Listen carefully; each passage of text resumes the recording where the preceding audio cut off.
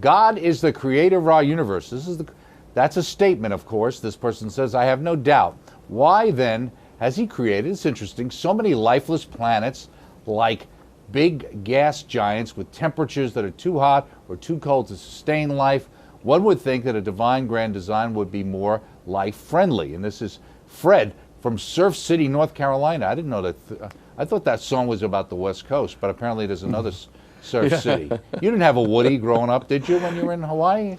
No, maybe not. I didn't, but I got to say there was a lot of surfing going on. Where you were growing up, right? So, right. I bet you there was a couple of Woodies that in your childhood there. So what do we think about something like that? We say, okay, there's a God, but why is all this excess baggage is floating around out there?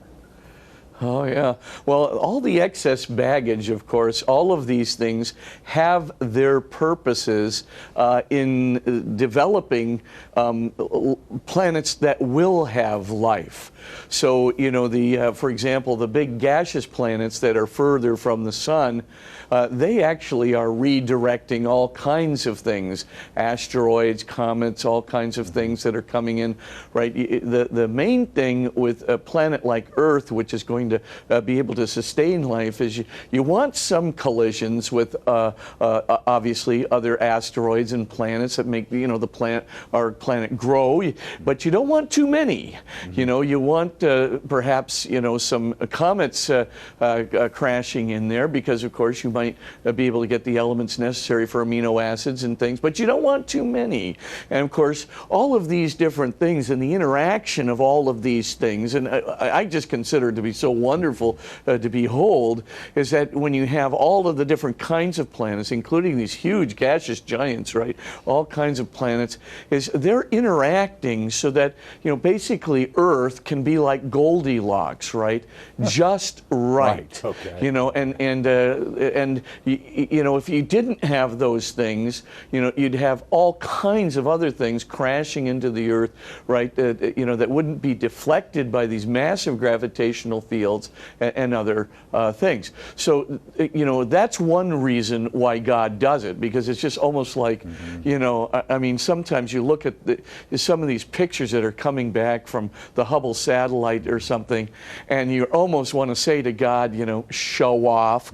I mean, it's just so beautiful. Right, I mean, it's and so as you look, I mean, I would just encourage you to look at, the Hubble Space Telescope pictures that come from NASA free of charge right on your computer there. And as you look at them, I mean, the beauty is so immense. The diversity is so immense.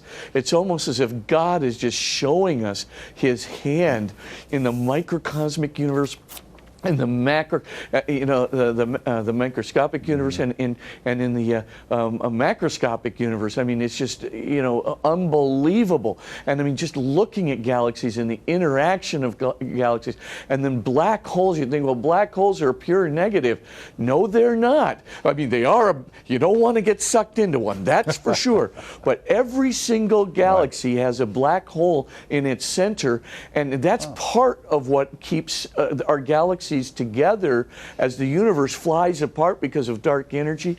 See, it's dark matter in these black holes that are keeping our galaxy, sort of held together. And so what God is showing in all of this, much of which is lifeless, could never support any kind of life, is he's just showing, not just the diversity of creation and the beauty of creation, but all of the intricacies and symmetries that are going to be required to get to a planet like ours in the Goldilocks zone, in the just right zone, so that it could actually support life.